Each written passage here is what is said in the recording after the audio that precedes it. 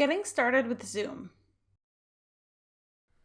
Zoom is a tool that allows you to meet with other people online over video chat.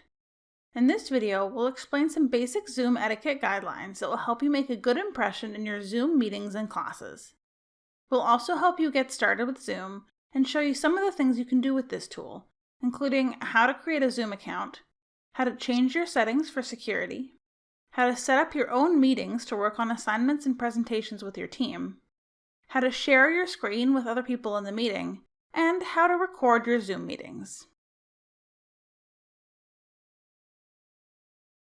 Zoom etiquette. Meetings and classes held on Zoom and other video conferencing tools may feel really different to the in-person variety, but that doesn't mean there are no expectations. Video meetings are like inviting your class into your home, so it's important to make a good impression. Here are some Zoom etiquette guidelines. Mute your mic when you're not talking. This cuts down on background noise. If you have a lot of background noise, use a headset when you do have to talk. In your Zoom classes and meetings, make sure to dress appropriately and be aware of what you're doing. Try to find a place that looks tidy or sit in front of a wall. If you can't find a place that's neat enough to show on camera, try using a neutral virtual background. In Zoom, you can add a virtual background from the video options at the bottom of the window. Set your Zoom name as your actual name. These are all small things that make a big difference in how you're perceived on Zoom. Getting set up on Zoom. The first step is to sign up for Zoom. In your web browser, go to the Zoom website at zoom.us and click Sign Up. Enter your date of birth, and then enter your email address and click Sign Up. Now open the email that you used to sign up. You will have received an email to activate your Zoom account. Open the email and click Activate Account. If prompted, indicate that you're not signing up on behalf of a school. Add your name and create a password to create your account. You can skip the steps to invite colleagues. You'll now be signed into your new profile in Zoom. So now that you have your Zoom account, the next thing you need to do is update your settings to make sure your account and your meetings are secure. As with anything on the internet, there's always potential for abuse, so it's important to safeguard your privacy and the security of your meetings as much as you can. Open your profile on the Zoom website and click on Settings. Go to the Meetings tab and under Schedule Meeting, disable Join Before Host. This means that no one will be able to join your meetings without you and use it for their own purposes. Next, disable your personal ID. This means that every time you create a meeting, a new meeting ID will be generated instead of using one ID. If you used a personal ID, everyone who had that ID could then join future meetings with that ID, so changing this setting prevents that. Make sure that Required Password is enabled. Under In Meeting, Advanced, enable Waiting Room. The waiting room just holds people outside the meeting until the meeting host allows them in. Now you can start scheduling meetings with your classmates. While you're in your profile on the Zoom website, click Meetings from the left-hand menu and then click Schedule a New Meeting. Fill in the details like the name of the meeting and the time. If you're meeting with a group, we recommend starting with the participant's video off. They can decide to turn their video on when they join.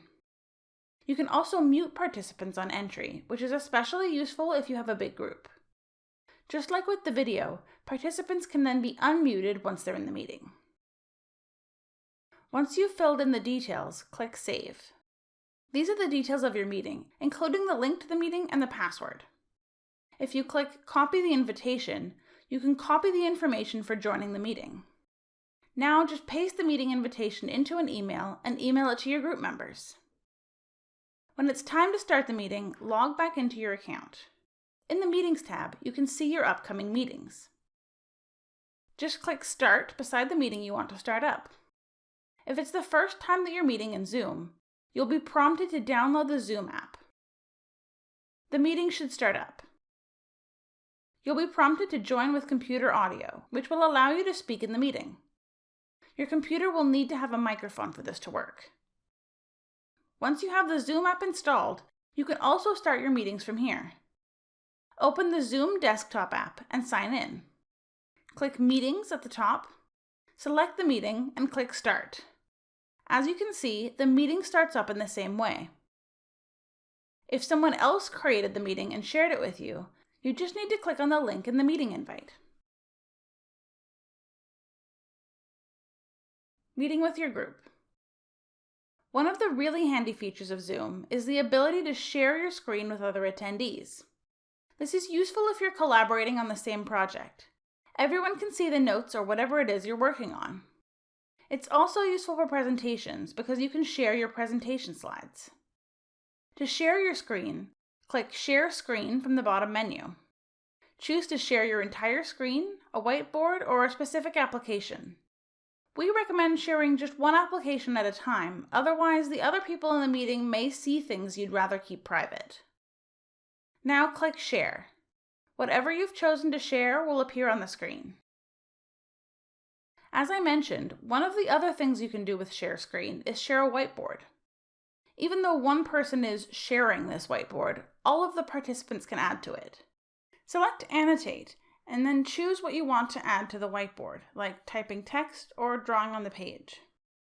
You can actually use these annotation tools on a regular shared screen as well. Let's say your group member wants to draw attention to something on the screen. They can just use the Annotate tool to circle or draw an arrow.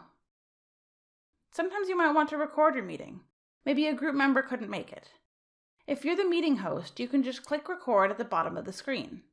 When you're done recording, press the Stop button to end the recording.